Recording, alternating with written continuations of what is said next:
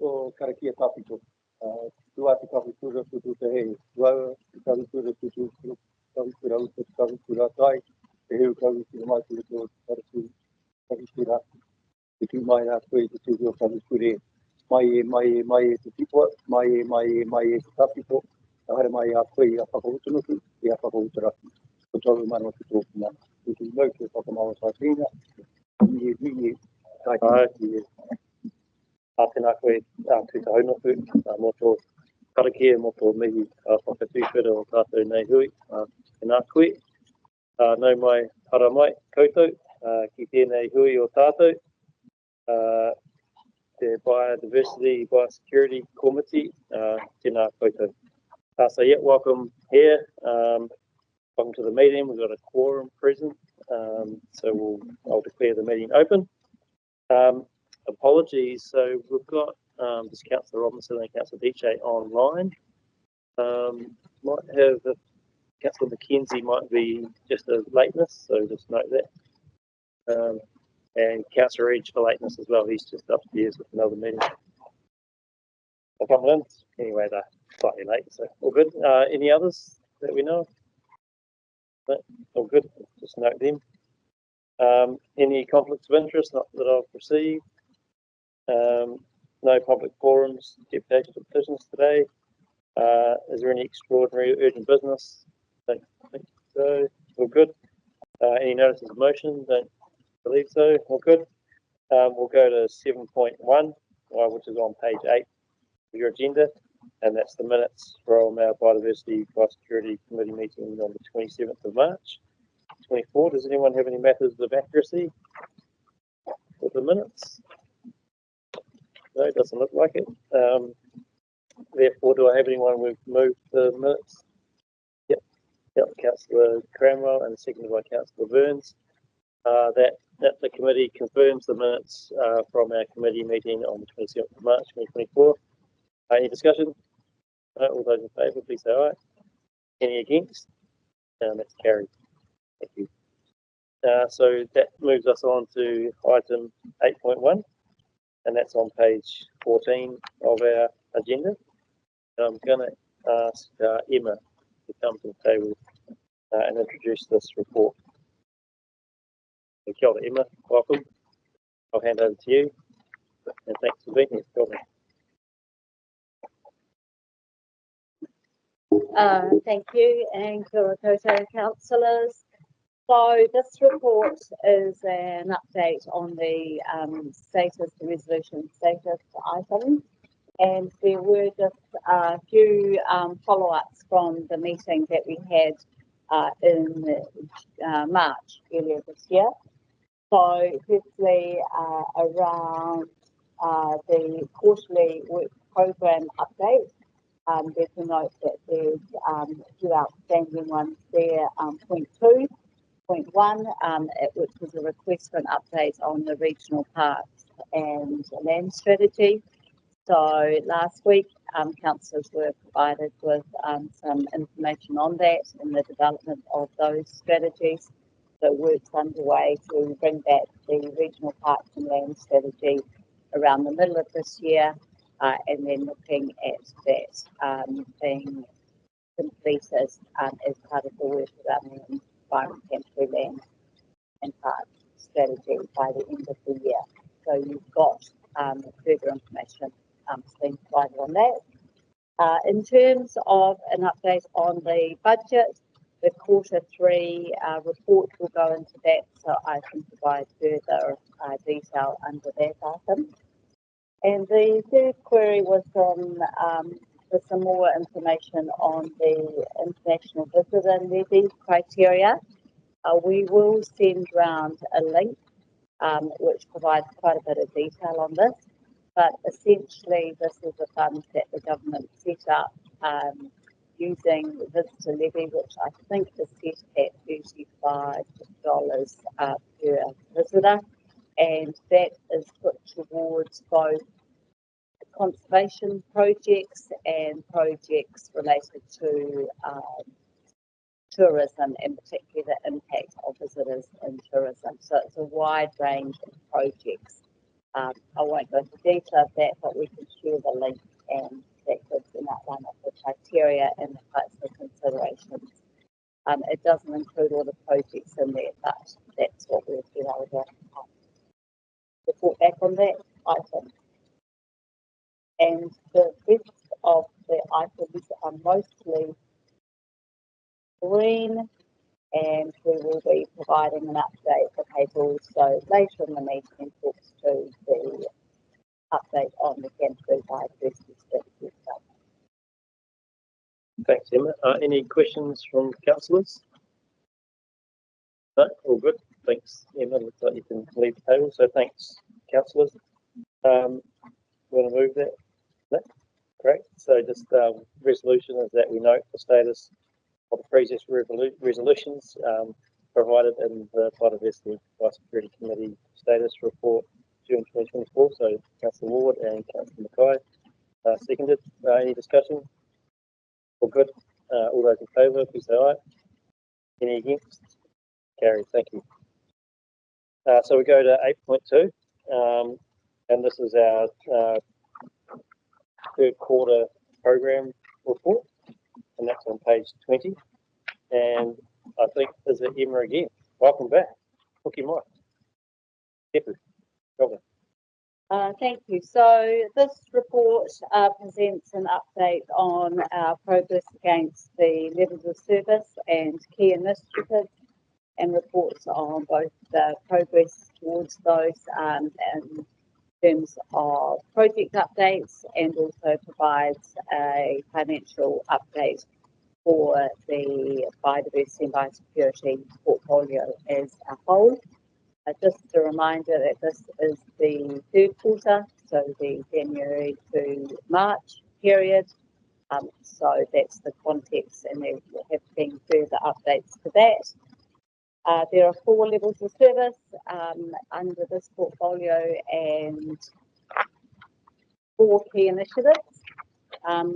Those are all on track with exception to 2 levels of service, which are identified in the table, and one relates to that the progress that was made on the update to the Canterbury Biodiversity Strategy.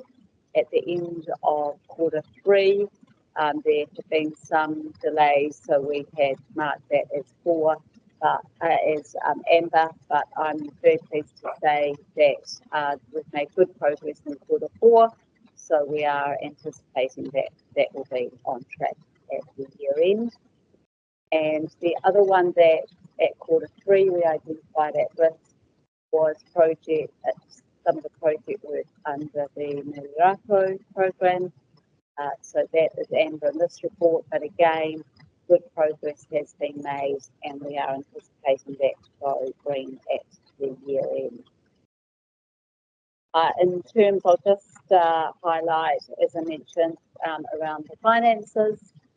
So at the end of quarter 3, we had a deficit of 1.73 million.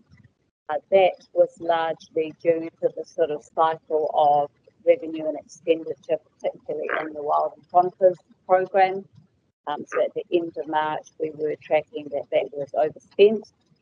But based on the latest forecast and what we've got planned to the end of the year, that will actually be a surplus overall of close to 500,000.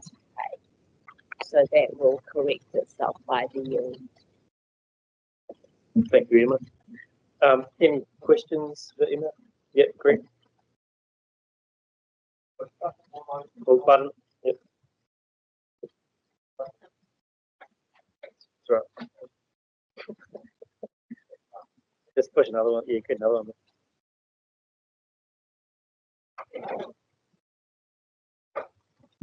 Thank you, Emma. Kia ora, brilliant. And while I acknowledge you're saying this is to the end of March, can you just give us something regarding to give us some confidence that the one that's not achieved and at risk with developing and implementing the regional biodiversity strategy, the Ngaitahu with the roles sort? Can you give me just something about how that's going, please?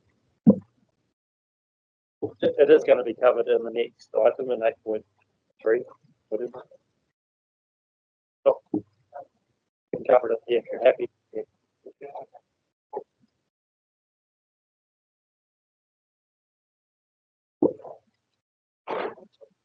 Alex will be in the best place to be able to provide a really good update on that in the next item. So I suggest we leave it to them and you can hear directly from Alex, who's really close to this work. Right. Just a query on page 32. At the bottom of there, the strategic, the significant natural areas, some of the work's been paused, and I understand why. Correct. That's the next paper. That's the paper. We're still on 8.2, which is the okay. Yeah, we'll wait. So when we get to 8.3, we can get into it. Yeah, all good. Everyone's a bit excited. Yeah, all good. Cool. All good. So is everyone, if everyone's happy with 8.2, is any other? Oh, no. Oh, yeah, cool. Yep. So, are we happy? No more questions on 8.2? Cool. So, yeah, thanks, Emma. So, the resolution for 8.2 is that this committee receives the work program report for quarter 3, 2023-24 for the Biodiversity Biosecurity portfolio, excluding the Main River Revival stuff, which is done through the Catchment Resilience Committee. So, Councillor Ward, seconder, Councillor Scott, thank you. Any discussion required? No. All those in favour, please say aye. Any against? Carried. Thank you. So we'll move on to 8.3, which is on page 28 of your agenda, and therefore page 32 is just after that, Grant. So we'll get there. And so this is our update on the revitalisation of the Canterbury Biodiversity Strategy. So Alex, I think you're coming to the table. Now you know you're going to get some questions, so that's good, mate. All good. Oh boy. There you go. Quite pleased to be able to sit here and talk to you about the Canterbury Biodiversity Strategy and actually be able to talk about some of the good work we've been able to do over the last few months, because it's been a bit of a period of some delays in this process. And I note from the previous item there's some questions in relation to that, so I can come to them when we hit question time. I think I'll take the report largely as read. It's quite clear in terms of what's happened and what we're proposing to do next.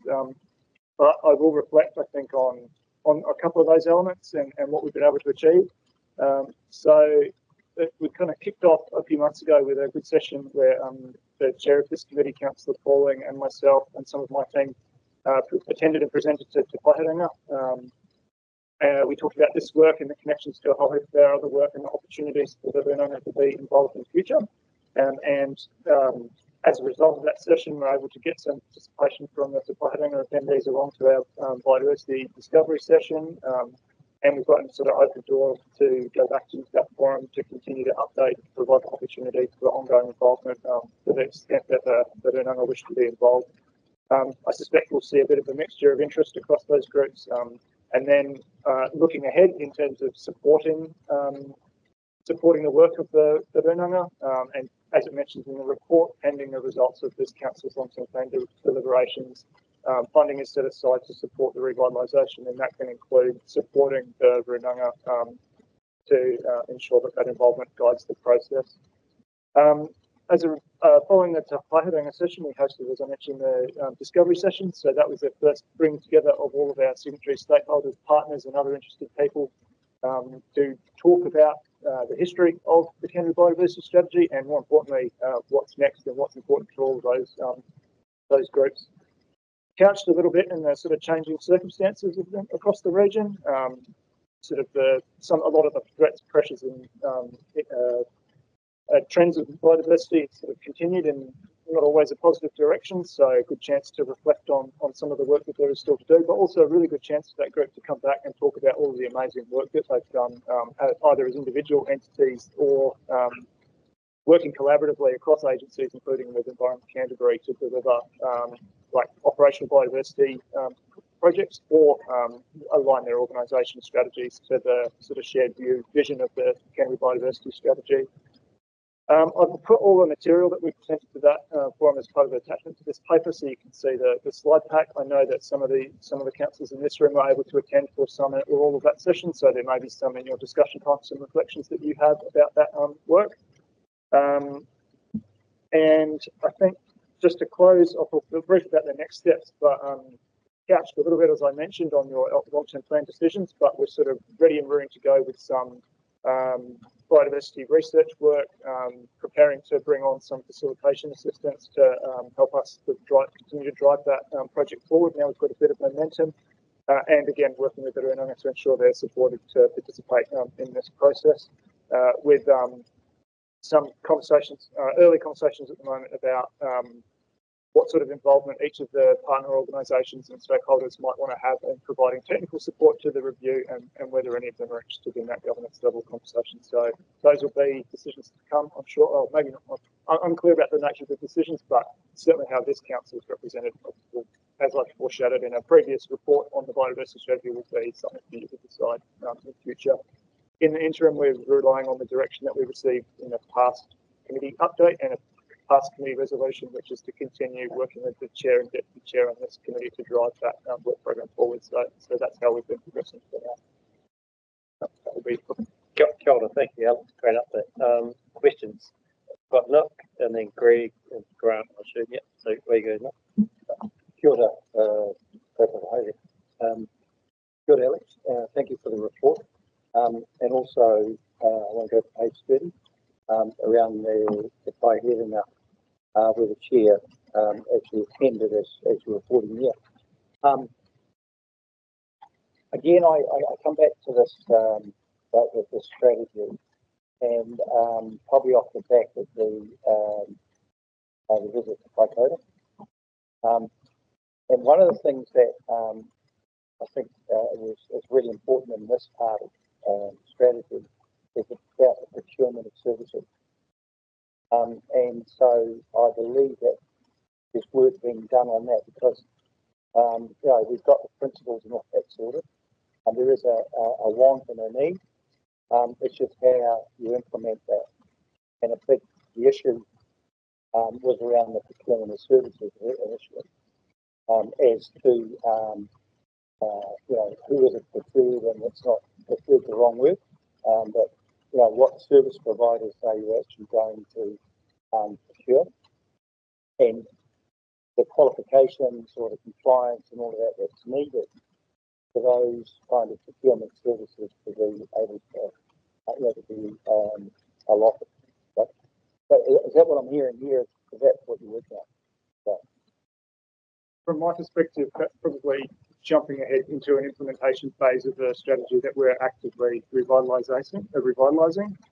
Speaking for the sort of current work program, the work that's done under the banner of the Canterbury Biodiversity Strategy implementation, we as staff have to operate under the procurement policies that this organisation has set. So we have procurement experts and other sorts of help across this organisation as sort of corporate support services, but we're bound by those sort of policies.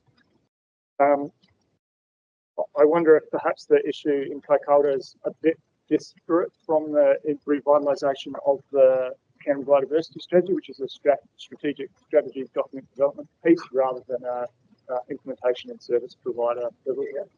That said, both the sort of intent of this process and the directions that we've got in the national policy statement about biodiversity strategies do talk about that very thing, especially as it relates to Manawhana's involvement in biodiversity management across the region. just one last comment, and I know that and my colleague next to me has just reminded me of it, is about having, what was the word you used? No favoritism. And this is the inherent issue, because it's not about favoritism, it's actually about partnership. I think there's a difference, and it's about working together. And I know that, and this is where I'm coming from actually, and I know that I've moved, we've moved ahead of that, but I would have thought in the strategy that actually possibly would have talked a little bit more about this issue, because it's actually quite inherent in a lot of things we're doing about the issue on how you determine, you know, what is kind of favouritism. Is it because you're a treaty partner and then the expectation, or is it because you guys only use certain companies, service providers up in Karakia? That's what I got out of that. But anyway, so hopefully I'm just going to keep pushing that in the strategy. Anyway. Thank you. I think, yeah, Alex is sort of right that it's a later piece, but it could be to raise it. But I know what Alex has told us is that there is a little piece of work going on with the public of Runanga environmental entities about their involvement into the strategy, writing part of it, and technical work. So that is going on at the moment. So it is a bit of a procurement pathway, but similar to how the RPS has probably been done versus the actual work on the ground. That's a bit of a separate thing. But at the moment, we're focused on getting the technical work and the writing bit done to support the strategy document. All good. Thank you. Greg. Kia ora, thanks, Mr. Chair. It's no secret that I've been very disappointed at the slow progress multi-year, but I've got to say I'm very happy to read this, so thank you. And thanks to the Chair and Deputy Chair for moving this along. I've got a few questions.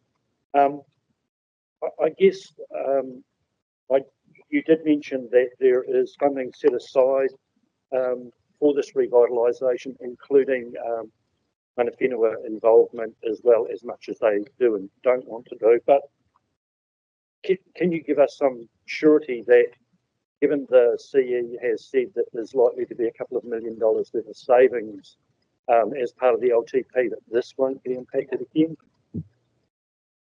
I can start, and then I think Tim will probably have something to add. From me, no, I can't give you that certainty. The decisions about the money that's allocated for funding is a decision for the people that sit in this table as council. It's not, and that's based on staff advice. So, and I think Tim has some more context there. Kia ora, through you, Chair. We haven't done the work to identify exactly where those savings are coming from.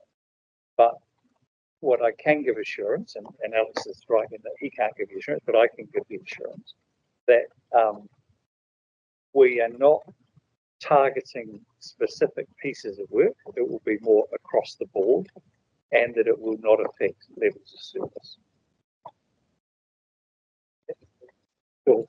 Kia ora, thanks for that, both of you. I just will remind you that there wasn't any additional funding required, which was the information we were given at the meeting in December. So I'm confident that this will turn off. I just wanted to make sure that the people around the table here are sure that you know, we're going to full steam ahead. But I'm very happy. Yeah, sorry, I just wanted to, rather than belch or burp or whatever over the intercom at the same time. So a number of the TAs have actually completed or are in the process of completing strategies, biodiversity strategies. Do you know if they align with either the current or the proposed one? And if so, that's great. If not, though, what are the likely implications as we move through with that, please? In broad terms, yes, they all align. We were involved as sort of partners developing those to varying degrees based on the TA in question. Some of those we, like staff, sat on some sort of steering committee type groups, and others we sort of just fed into processes that developed. The message that I was providing to those groups was all about vertical alignment, not just with our regional biodiversity strategy, but with the strategic documentation coming out of the Department of Conservation, Te Mana Ojutaya, and the Aotearoa New Zealand biodiversity strategy. And ultimately, it's kind of a discretionary exercise for those TAs to undertake the biodiversity strategy planning, and they could have chosen not to accept any of that advice if they wish to. That said, I'm quite confident of what I've seen. There's no issues with sort of inconsistent approaches. Everyone's pretty well aligned with what needs to be achieved, and everyone's conscious about the sort of tiered documentation methods here when it comes to biodiversity. That's brilliant news. Thank you, and thanks to the staff that have been involved with that. And finally, on page 29, it talks about over 240 projects delivered, and I'm certainly not expecting to sit here and list all of those, but can you give us a bit of an idea of those types of projects that have been completed? Thank you. Yep. So specifically, these projects relate to the implementation funding to support our role in the Canterbury Biodiversity Strategy as a sort of signatory. Over the last several years, this organisation provided a direct funding stream to support that specific work stream. There are other sort of buckets of money in the past that have also delivered other biodiversity work. So I guess this just calls out a small portion of the biodiversity work that the organisation's done. As noted, what has been achieved is the sort of 240 projects directly funded as a result of that pool. It's projects that align with the priority sites, priority areas, and protection first principle of the Canterbury Biodiversity Strategy. It spans a bit of a mix of probably ecosystem types. When I sort of interrogated this earlier, about 26 wetland projects, 85 terrestrial projects, 21 graded river projects, and 108 sort of more general water bodies type projects. And those numbers might seem a bit low in some of the areas, but it is, as I mentioned, because there are specific funding streams for things like wetlands and graded rivers from which other sort of other projects have been funded. For a bit of a snapshot on what some of the projects look like, I'd point you towards the biodiversity snapshot reports that this committee has seen previously and are available publicly on Environment Canterbury's website, or just a sort of sampling of the biodiversity projects that are, if you want some more specific project details in there, but sort of spread across those priority areas as identified by the biodiversity strategy.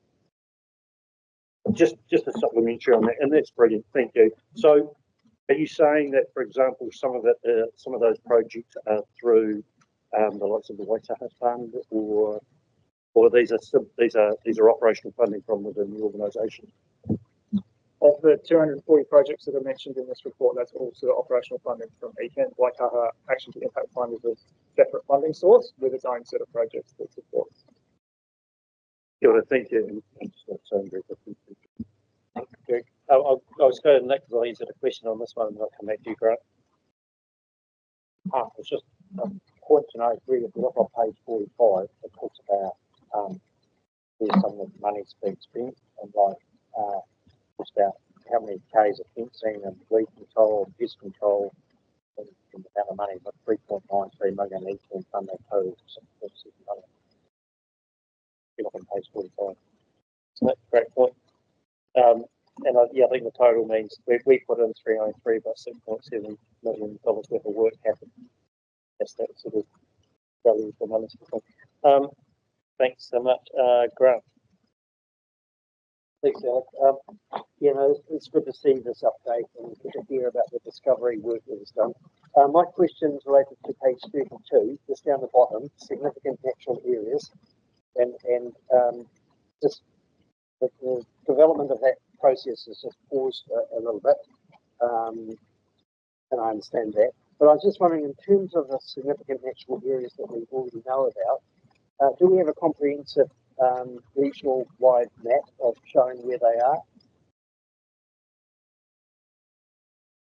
The responsibilities for identifying and putting in planning documentation significant natural areas sit with the TA.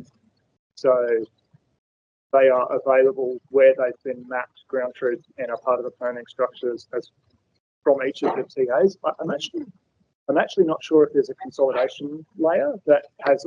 We might not hold one, but someone somewhere does. All of the SNAs across the place that have actually found their way into plans. I think the complicating factor is that not every TA in Canterbury is quite as far down the SNA identification process. I think when it comes back to the sort of pause comment in here, when this report was written, it was just in advance of the government's proposed resource management amendment bill, which we've now had a chance. If you're familiar with the content of that, you'll see that government's intent is to stop any new district plan from identifying an SNA for the next 3 years. So that pause comment probably is aligned. That said, I mentioned that there'd be some funding council decisions pending to support this work and through our regional biodiversity monitoring program, where we could continue to support SNA identification and otherwise. I think I've mentioned before in this forum, the NPS talks about regional council's role, and that role is to support the TAs if they would come to us for help. So we have kind of an open line of communication to them. If they would like to approach us and seek our assistance in doing that work on a regional or district scale, and we probably have some of the expertise available in this organisation to support that work, but it's kind of up to them. And with the writing on the wall from the amendment bill, they may be also quite cautious about launching into too much new work within the next 3 years. But I mean, it's kind of up to them to work with us and approach us. You got a follow-up question? Yeah, just right there. So PR told that and they're willing to provide us with their information that we could. We're in a position to combine that information as a layer on Canterbury maps. Is that? I think it is on Canterbury maps, because the district plans sort of their layers appear on Canterbury maps, but I don't know whether you'd have to click into each individual one. It's just a bit of a GIS issue that I'm not across. Sorry. Yeah. Really good answer. So, and Grant, this has been discussed at the Biodiversity Champions meetings that we have. And of course, when the NPS IB first came out, of course, it clarified the roles around this. And like Alex said, it had a role there for us to support district councils. And we were starting a discussion with the district councils about how they wanted that support to roll out and whether they wanted that to be really proactive, whether we was there ready to go if they needed us. But of course, then the new sort of suspension thing has come in, so that sort of quietened down a little bit. But like Alex said, where district TLAs have done their process through the district plan, that's already there and it is publicly available.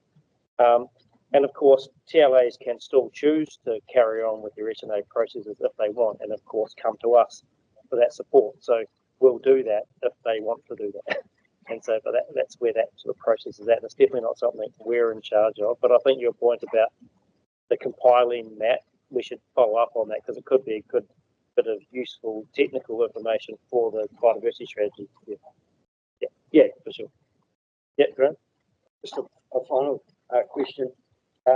Unfortunately, I had a conflict of timeframes and I couldn't attend the discovery meeting. One thing I'm really passionate about the integrity of the current strategy. It's, in my view, a really excellent document. And one of the things that really appeals to me is the setting of the format for the methodology where it sets goals, targets, and actions. Is that kind of, with supporting narratives in other parts, are we still following that basic premise that goals, targets, actions, even though they might be reviewed and updated a wee bit, is that the still basis of the management process of this strategy? I would quite like to test that with a technical group that we assemble to see if that remains the most appropriate way to do so. That said, this is a revitalisation with the wording used quite deliberately. If that remains fit for purpose, my advice to that technical group from Environment Canterbury's perspective would probably be that you may not need to tweak it if it's achieving what it needs to achieve, but I wouldn't predetermine where vision goals, etc. levels. So seems likely, but. And that was discussed at the workshop, and there was some pretty good feedback that the current one is really good still, but what's probably missing is the stuff that the NPSIB now requires. So that, and you've seen that analysis that the team have done about some of the gaps on that. So that's one bit, and then B, probably like just the actions would need to be refreshed and maybe even costed or planned out with lead agencies, etc. So that bit of work is a really key bit going forward that the next phase would deal with. Thanks, Grant. I've got Genevieve with a question online. There you go, Genevieve. I think, yes, you pushed mute off. Yeah, there you go. There you go. Unless your reception's really bad where you are, maybe. You hear me? Yep, we can now. Yep.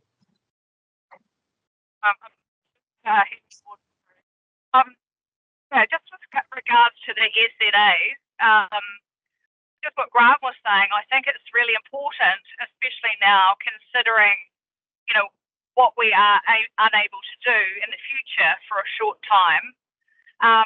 that we do an audit and have clarity over what current work we have on or already, identified SNAs, including ones in the immediate coast. So I think it's really important that it needs to be mapped accurately with detail, even if it links externally to other parties who might have identified it, even Department of Conservation and the like, so that it's just really clear, so we don't get questioned on it in the future. That's just the main thing. So just supporting the comments to date on that, and thanks for the work you've done, guys, in the background. Thanks.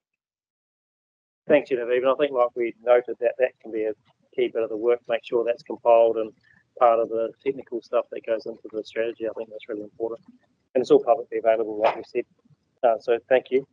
Any other questions, Alex, around the table? No, that's good. Again, have you got another question? Right, okay. Thanks again, Alex. No, you can just wait there for a second. I just want to say thank you to your team and yourself for the work you've done, not only on this work, but the biodiversity champion stuff as well. So just acknowledging that. And, there is a lot of work. And to see that, 6 out of our 10 TLAs have done their own strategies, obviously that's going to be a key part of feeding that into our document as well, the revitalised document. Just want to say thanks again for the work, and awesome. Now you can go. Thank you. So, Greg, you're happy to move the resolution? That's great. So there's 2 resolutions. And Dion, are you seconding? Cool. Councillor Swig seconding. That notes that the Canterbury Biodiversity Strategy revitalisation milestones that have occurred since the previous paper in November 23, and endorses the indicative timeframes and work planning for the future delivery for revitalising the biodiversity strategy contained in the report. Great. Any discussion? Yep.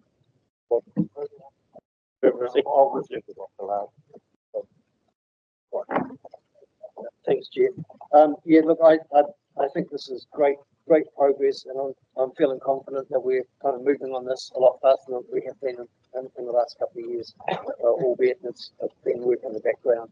I'm particularly looking at page 34, where it talks about item 2930, where the Environment Canterbury will be required to have updated the Canterbury Biodiversity Strategy by August 33 as a maximum date, and that's in line with the NPS Indigenous Biodiversity. And thankfully, in terms of our program, we're looking at completing the draft strategy being adopted June 2025, which is fantastic. It means that we are moving something, and I suppose because the revitalisation that's been mentioned, there's more inputs to a document format that's pretty much intact and stay with us over time. I also want to just comment on Indigenous biodiversity as well, particularly the work that I was involved with, the Waimakariri Zone Implementation Plan.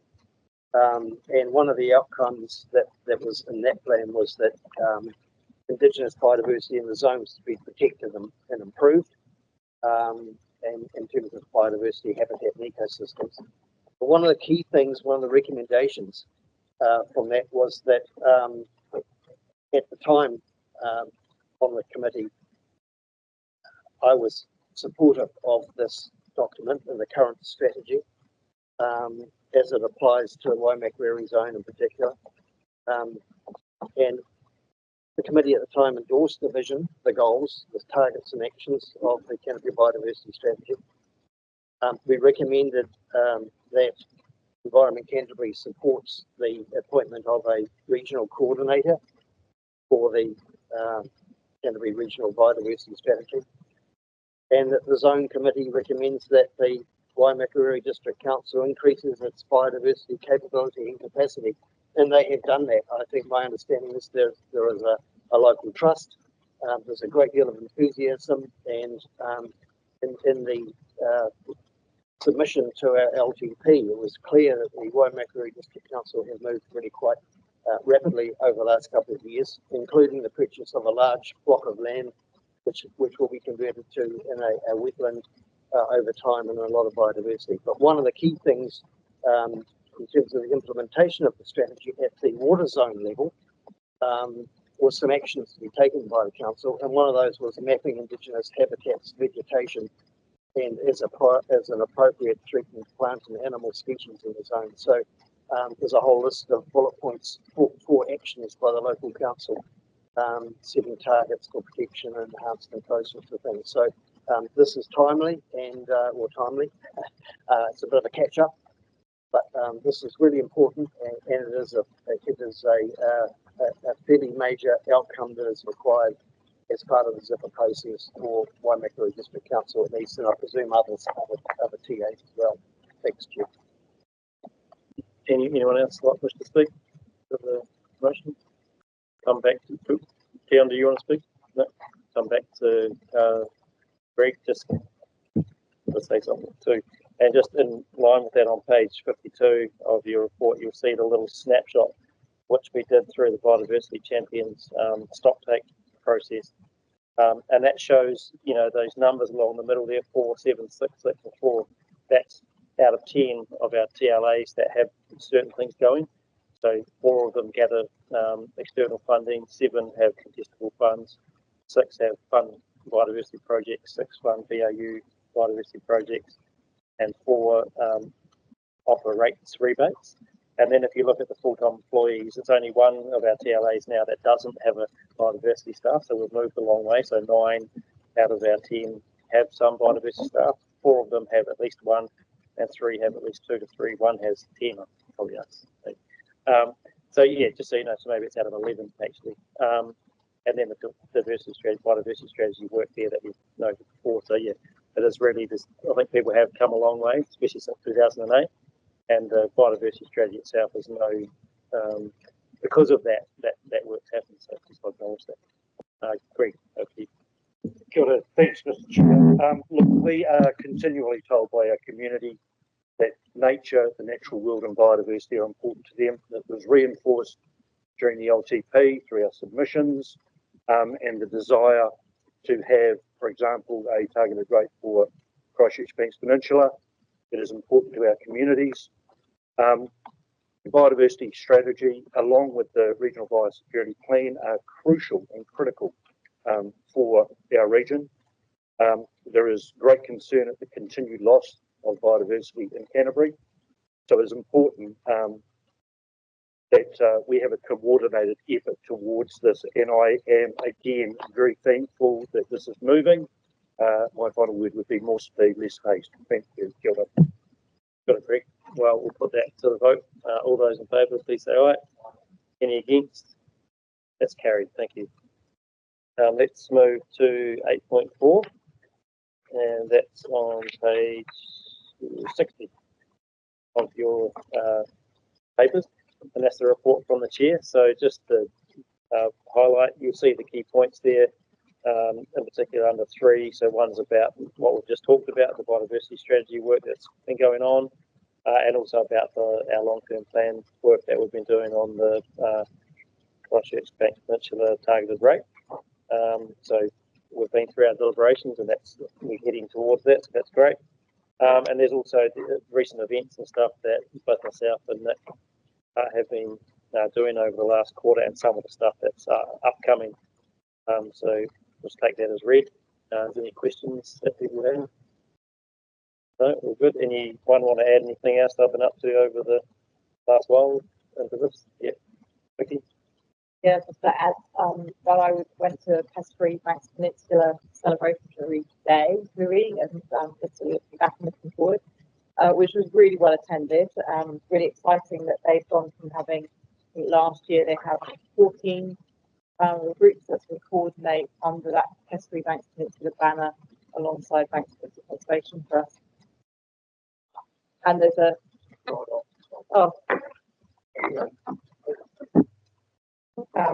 and there's an additional one at the moment in discussion. So really good example of that promotion, that sort of concept of community led and agency supported. They were really Try it again. Oh, that's it. Got it. So yeah, and there was a presentation by Predator-Free 2050. So that's a really fundamental part of what they're doing is sort of working in Banks Peninsula area, but looking to then see how they can support and expand beyond to work towards that pest-free 2050, which is a huge step up. But lots of lessons being learned and shared across the nation. Actually, there's good work happening in other parts of New Zealand as well. So very much about collaborating both locally and nationally, and really sort of excited about the targeted rate that could help to contribute towards some of the work that needs to happen. And one of the particular case studies we saw was around the pigs on Banks Peninsula and the amount of damage that they've been causing. Feral pigs are just, some footage around how those need to be managed. And they're absolutely, those are something totally needs sort of professionals on the case. It's, not backyard trapping is one thing, and then there's, significant big numbers of feral pigs, which is certainly not something for an amateur to attempt to deal with. So it was a really interesting day and really getting that sense of the different scale of issues and that sharing of lessons, and great to be a member of our staff that attended the day as well. So, Greg? Kia ora, thanks. Yeah, I've been involved with a number of meetings regarding specific species. So I've talked with people over at Ngāti Peki, for example, the ongoing issues around some of the marine and coastal pest species along the lines of Sabella, for example. I've also had numerous emails, and in fact I was collared outside Tūranga last week after a meeting regarding cats and Canada geese. So while I know they are ongoing and there are many things at a national level, certainly I refer to the Select Committee report that was done on cat management last year, I think, which is sort of sitting, potentially waiting for someone to pick it up and sponsor it and move it forward. These are issues for the urban environment. These are the people I've been talking to anyway, but I'm probably best to, there's a meeting this month with the Christchurch Banks Peninsula Biosecurity Advisory Group. I'll at least mention that and get it on an agenda, but I thought it important to mention here that, it's clearly there are a lot of things out there that are intruding upon us, and people are once again alluded to it and trying to do the best for the natural world. And I think there is a program of work for the pest management plan renewal in the next couple of years, Carl? So if you want, you can come talk about that if you want, because I think that is a really important. Obviously, we heard through the LTP deliberations too about weed issues coming to the fore as well. So I know there is a program of work in place. So, Carl, you want to let us know about that too? Yeah, so kia ora koutou. Works have commenced on the start of a review of the regional pest management plan, not due until 2028. All three of the species that you outlined there are up for consideration in terms of consultation. There'll be an opportunity for members of the public to give their thoughts. In terms of both feral cats and Canadian geese, while they're not listed as pests in our plan at the moment, they are listed as organisms of interest. Canadian geese, we are doing a little bit of work around the estuary at the moment. We're looking to expand on that. That is in partnership with the Christchurch City Council and the airport. And the primary reason we're working in that area relates to the flight paths. So it's really a safety approach. There is a lot of opportunity for us in the future to work with different groups across Canterbury to take a coordinated and a cooperative approach to managing Canadian geese. Feral cats, we haven't really done a lot in Canterbury at the moment, but there is a bit of work across. You've already mentioned the Environmental Select Committee. There are, I think, at the moment 8 different councils with different nature rules relating to feral related to cats, and the Tasman Council is currently got out at the moment They've got a proposed cat management bylaw, which they are looking to form a consultant with 2024. So there's two pathways to cats: the bylaws, the TAs, and there's potential for our regional best management. There's work ongoing in the Sabella area as well. So we're continuing to work with Becky, with the core company, to put ourselves in the best position to take an overarching approach opposed to just looking specifically at Sabella, but rather looking at Whakatau as a whole and how we can manage marine pest species, so that we've got a little bit of work just commencing on that as well in terms of regional pest management. So much, Carl. Awesome. You got a question, Greg? No, I just want to say thank you. Thanks so much, Carl. That's great.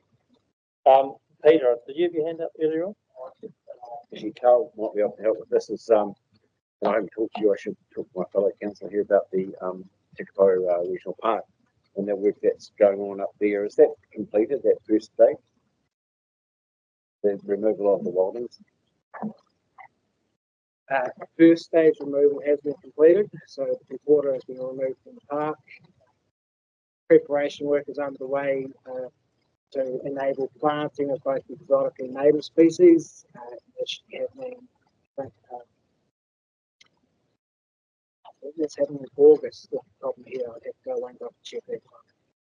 So, and they had some issues regarding tracks and reinstatement and that sort of stuff with it. So, guys on top of that now. Yes, we've been in contact with the society, and we've been out and realigned the tracks. So there was some issues with just some of the alignment areas, been in talks and tied those up. So that they've got an emerging rabbit problem up there. They're worried about rabbits. Is that right? No, they keep it.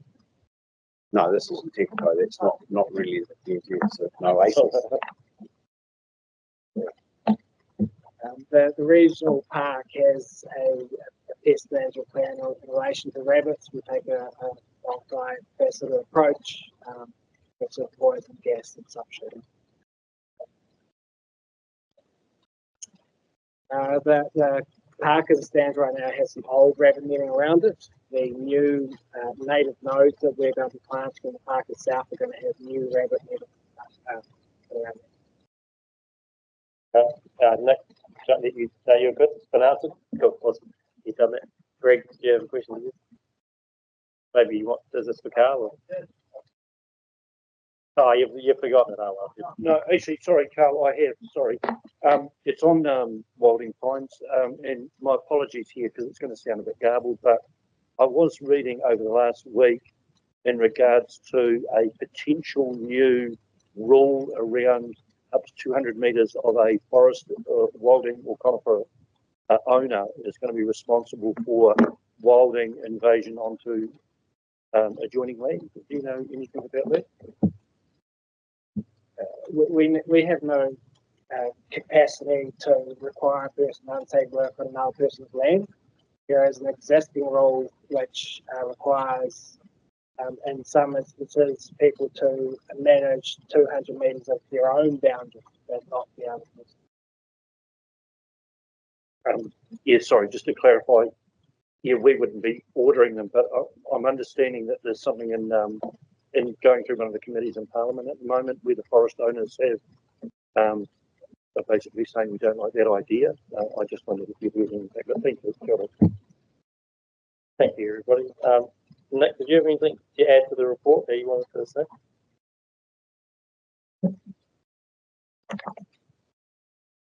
Most of them have been covered off, but I just like to say that I've enjoyed working on this committee. I realise this will be our last meeting in this format, and connecting with the many different groups in the South Canterbury region and experiencing their passion on the various projects involving pines and wallabies, but lots of other things. It's also it's very good to see also that people are undertaking biodiversity projects on their own properties and stakeholders, using not necessarily using ECAM resources, but using their own resources and the passion they show for these projects. Councillor Ward, thank you. Yeah, and I'd like to acknowledge Nick too for his work that he does, especially in that biodiversity space down in the southern part of the region. So thank you, Nick. It's been good working with you, and Greg before that, and your leadership in this space. And my mind cast back to Lan too in the last couple of terms around this biodiversity space and biosecurity. But also to the team, thank you so much for all the work you're doing. Of course, it's not the end. We'll of course be carrying on these discussions in other committees going forward. But I did want to acknowledge, Alex, Carl, and Sean, the team that have worked with us, Emma and KT, and also Liz and Oliver here, especially on their work around the Kaikoura trip. So just remember that with fond memories. It was a really good time, and having that committee meeting at Kaikoura there was really good. And I think for me, some of the reflections, I'm really, happy with the biodiversity strategy revitalisation work that's underway. There's a really good space to be in, so thank you again to the team for that. The biodiversity champions work, as I've mentioned, is really valuable, and working with all the TLAs across the region, their staff, but also councillors, that's been really valuable, and that will continue. The Biosecurity Advisory Group work that I know councillors here give their time to, that's really important too, and that will continue as well. Obviously the Wilding Pine and Wallaby work that's gone on. And the Kaikoura trip, like I said, was really a good move. So hopefully we look forward to more of them in the future. Really that's thanks from me, and acknowledging Nick as well. And I'll put the resolution on the table. I'll move that, and Nick will second it. There you go. Thanks, Nick. That we received the report from the committee chair of the Biodiversity and Biosecurity Committee. All those in favour, please say aye. Any against? Thank you. That's great. There is no next meeting for this committee, like we've discussed. And would you like to? Oh no, we've got a workshop coming up, so we'll save our Karakia for after that. So we're going to end the meeting there, and then we're going to do our workshop after this. So, thank you.